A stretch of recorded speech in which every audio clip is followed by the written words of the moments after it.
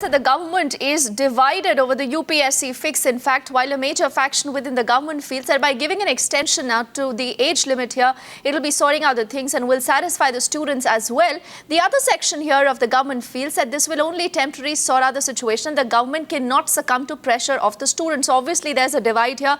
Let's get in more details from Aishwarya. But Aishwarya, then what really is that middle part that perhaps the government wants to, toe on right now? Keeping in mind that 24th August is when the prelims are due, and we've seen the kind of opposition that has come up in the parliament about this entire issue. Well, that's absolutely right, Deepthi, and that is exactly what is taking so much time, because what we were told that the government would want to come out with a solution by the weekend. Now what we are being told 48 hours maximum after the Prime Minister rather back in the country, because he's taking a 4 p.m. flight from Kathmandu to Delhi.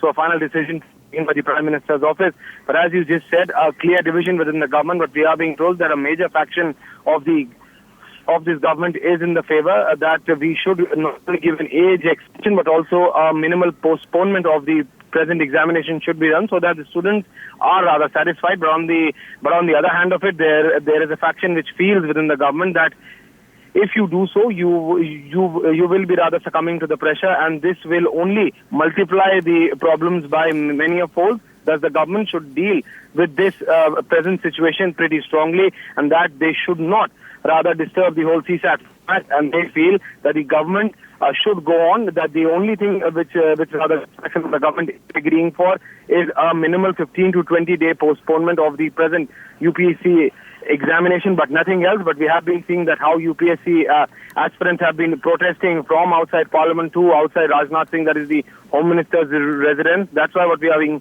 told that the government is really serious about it and they want to come out with a decision. But now the final call to be taken by the Prime Minister once he reaches back in the country today late in the evening. But the division within the government out in the open on this very issue is rather a major reason of the delay which is taking place in the decision making of this UPSC process.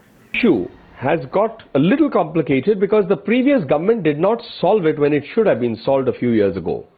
This government and its ministers are working on it. People in the party also are sharing their views about it. I think we need to wait and hope for a good solution that comes out that's acceptable to all sides.